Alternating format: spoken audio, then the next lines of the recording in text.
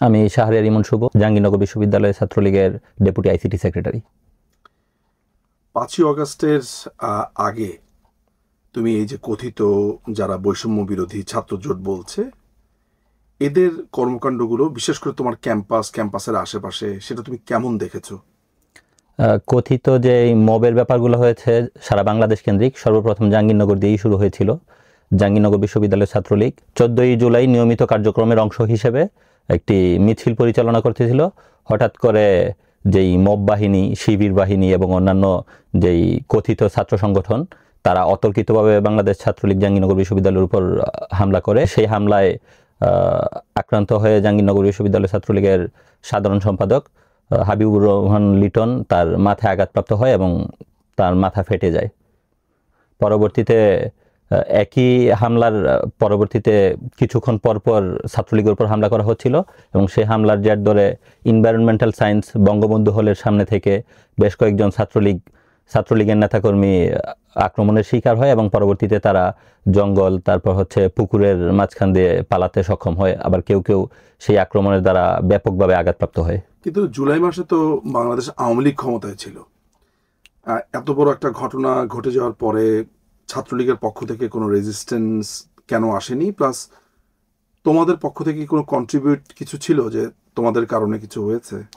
আসলে কথিত যে আন্দোলন ছিল বৈষম্য বিরোধী ছাত্র আন্দোলন, ছাত্রলীগও প্রাথমিকভাবে এবং আন্দোলনের শেষ পর্যন্ত বৈষম্য বিরোধের পক্ষেই ছিল। অর্থাৎ ছাত্রদের যে নৈতিক দাবি ছিল, ছাত্রলীগ শুরু থেকেই সেটা সমর্থন দিয়ে এসেছে। সেটা কেন্দ্রীয় ছাত্রলীগ কিংবা বিশ্ববিদ্যালয় ছাত্রলীগ, সব জায়গায় তাদেরকে সমর্থন দিয়ে এসেছে। কিন্তু তাদের যেহেতু উদ্দেশ্য আসলে বৈষম্য বিরোধী কিংবা কোটা সংস্কার ছিল না, সেই ক্ষেত্রে তারা অতর্কিত হামলা করে আর কি ছাত্রলীগের উপর। তো 5ই অগাস্টের পর আমরা দেখেছি যে ছাত্রলীগের উপর ভয়ঙ্কর রকমের নির্যাতন আমরা লক্ষ্য করেছি। আওয়ামী লীগ কর্মীদের উপরে বাড়িঘর পুড়িয়ে দেওয়া। তোমার উপরে কোনো অ্যাটাক হয়েছিল? 5ই আগস্টের আগের থেকে যদি আমি বলতে চাই, সেই ক্ষেত্রে জাহাঙ্গীরনগর বিশ্ববিদ্যালয়ের ছাত্রলীগের উপর ব্যাপকভাবে আক্রমণ, হামলা মামলা হচ্ছে।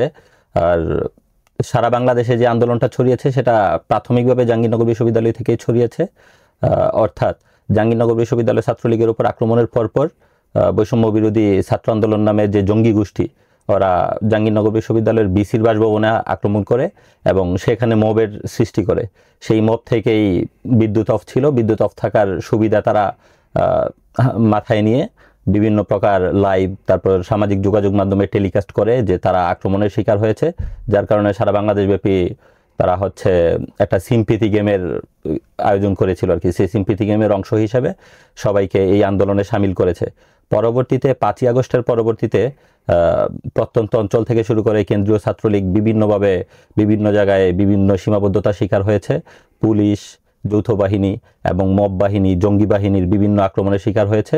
পাশাপাশি আমিও বেশ কয়েক জায়গায় আক্রমণের শিকার হয়েছি। আমি হয়তো ভাগ্যক্রমে বেঁচে ফিরেছি, কিন্তু ছাত্রলীগের অনেকেই বেঁচে ফিরতে পারেনি। আবার কেউ কেউ আক্রমণের পর জেলে যেতে হয়েছে।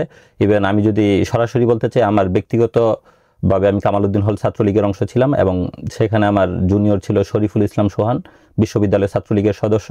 তাকে গত পরশুদিন বিশ্ববিদ্যালয়ের নিয়মিত কার্যক্রম অর্থাৎ পরীক্ষায় অংশগ্রহণকালে ছাত্রদলের ক্যাডাররা তাকে মারধর করে এবং পরবর্তীতে প্রক্টরের নির্দেশনায় পুলিশ বাহিনী তাকে অ্যারেস্ট করে এবং অ্যারেস্ট করাকালীন সময়েও দেখা গেছে বিশ্ববিদ্যালয়ের প্রশাসনের সামনেই তার উপর আক্রমণ করা হয় এবং বর্তমানে সে জেল হাজতে আছে।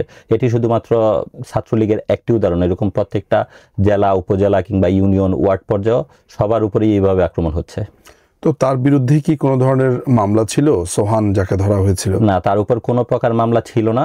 এবং পরবর্তীতে আমি ব্যক্তিগতভাবে খোঁজ নিয়ে জেনেছি বিশ্ববিদ্যালয়ের প্রক্টর পুলিশ বিশ্ববিদ্যালয়ে ঢুকিয়েছে। যদিও স্বায়ত্তশাসিত বিশ্ববিদ্যালয় হিসাবে বিশ্ববিদ্যালয়ে পুলিশ ঢোকা একেবারেই নিষেধ, তারপরও বিশ্ববিদ্যালয়ের প্রক্টরের প্রত্যক্ষ মদদে পুলিশ প্রবেশ করে এবং কোনো প্রকার মামলা ছাড়াই তাকে অ্যারেস্ট করে নিয়ে যায়।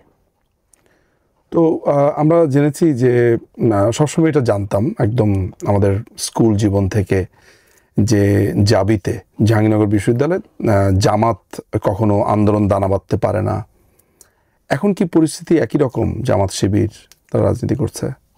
জামাত খুব সম্ভবত 90-এর দশকে আমাদের বিশ্ববিদ্যালয়ে বেশ কয়েকটা হত্যাকাণ্ড সংগঠিত করেছিল। পরবর্তীতে বিশ্ববিদ্যালয়ের যত প্রকার ছাত্র সংগঠন আছে সকলের প্রত্যক্ষ সম্মতির ভিত্তিতে জামাত এবং জামাতের যে স্টুডেন্ট উইংস ছাত্র শিবিরকে নিষিদ্ধ করা হয়েছিল। সেই নিষিদ্ধের কারণে জামাত আসলে সরাসরি বা হচ্ছে লোকচক্ষুর সামনাসামনি কখনো তাদের প্র্যাকটিস করতে পারেনি। কিন্তু বিশ্ববিদ্যালয়ের অন্যান্য যে ছাত্র সংগঠন, ওই ছাত্র সংগঠনের অন্তরালে জামাত তাদের নিয়মিত কার্যক্রম পরিচালনা করে গিয়েছে এবং বর্তমানের যে প্রেক্ষাপট তৈরি হয়েছে সেই প্রেক্ষাপট অনুযায়ী জামাত তাদের নিয়মিত কার্যক্রম এবং হচ্ছে খুব রিসেন্টলি একটি প্রোগ্রাম করতে যাচ্ছে, সেটার নাম হচ্ছে আস্ক শিবির নো শিবির। তো এভাবে হচ্ছে কি জিনিস আস্ক শিবির নো শিবির? এটা হচ্ছে জাহাঙ্গীরনগর বিশ্ববিদ্যালয়ের ছাত্র শিবিরের সাবেক সভাপতি এবং বর্তমান শিবিরের যে কেন্দ্রীয় সভাপতি সবাই সম্মিলিতভাবে একটি প্রোগ্রাম করতে যাচ্ছে। সেই প্রোগ্রামে হচ্ছে শিক্ষার্থীদের শিবির অনেক ফ্রেন্ডলি সেটা প্রুভ করার জন্যই খুব সম্ভবত একটি প্রোগ্রাম করতে যাচ্ছে।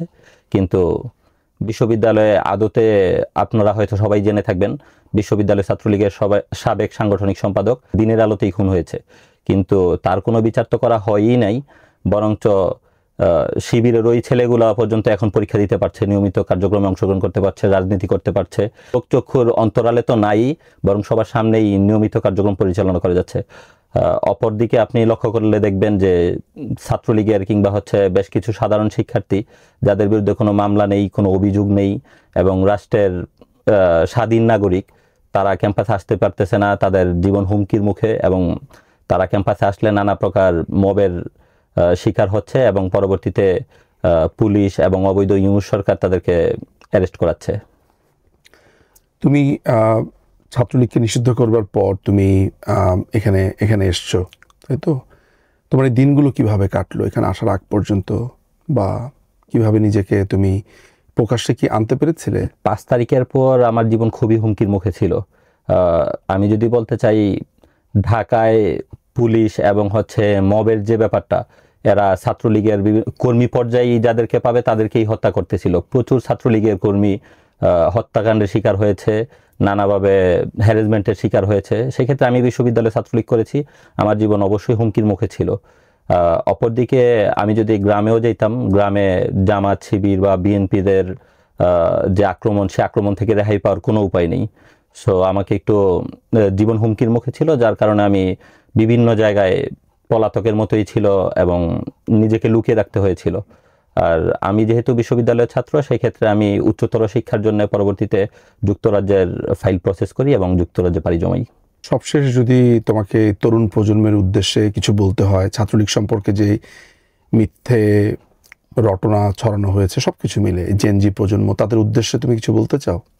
দেখুন, ছাত্রলীগ হচ্ছে এই দেশে এমন একটি সংগঠন যে সংগঠনের 17,000 নেতাকর্মী প্রাণ দিয়েছে এবং বাংলাদেশকে স্বাধীন করেছে। বাংলাদেশের স্বাধীনতায় ছাত্রলীগের সরাসরি অবদান রয়েছে। 52-র ভাষা আন্দোলন, 69-এর গণ অভ্যুত্থান, তারপর হচ্ছে 6 দফা কিংবা 70-এর প্রাদেশিক নির্বাচনে ছাত্রলীগের খুব ভালো অবদান ছিল। পরবর্তীতে বাংলাদেশের স্বাধীনতা পরবর্তীতে বিশ্ববিদ্যালয়গুলো তো শিক্ষার মান সমুন্নত রাখতে ছাত্রলীগ সবসময় বদ্ধপরিকর ছিল এবং আপনি বিগত আওয়ামী আমলে দেখবেন যে বিশ্ববিদ্যালয়ের শিক্ষার পরিবেশ কখনোই ক্ষুণ্ণ হয়নি। কিন্তু বর্তমান পরিস্থিতিতে বিশ্ববিদ্যালয়ে কারোর জীবনই সেফ না, সবাই একটা হুমকির মধ্য দিয়ে জীবন পরিচালনা করতে হয়, কারোর জীবনই আসলে সেফ না। তো ছাত্রলীগ আসলে সবসময় শিক্ষার্থী বান্ধব সংগঠন হিসেবে কাজ করে গিয়েছে এবং আগামীতেও করে যাবে। ছাত্রলীগ সেভাবেই বদ্ধপরিকর। আর তরুণ প্রজন্মদেরকে কিছু বলতে চাও? তরুণ প্রজন্ম আসলে একটা আয়না ঘরের মধ্যে ছিল। আসলে ওই আয়না ঘরের ভিতরে থেকে তাদেরকে আয়নার বাইরে যেভাবে প্রজেক্ট করা হয়েছে, সেই প্রজেক্টরের মাধ্যমেই ওরা আসলে বাইরের দুনিয়াটাকে দেখেছে। এটা বাংলাদেশের স্বাধীনতা বিরোধী অপশক্তি সবসময় তাদেরকে দেখিয়েছে এবং তারা সফল হয়েছে। ইতিপূর্বে হয়তো তারা এটা বুঝতে পেরেছে, কিন্তু খুব দেরি হয়ে গেছে। তাদেরকে আরো সচেতন হতে হবে, বাংলাদেশের স্বাধীনতার পক্ষে লড়াই করতে হবে, এই লড়াই সংগ্রাম জারি রাখতে হবে। তোমাকে অনেক ধন্যবাদ।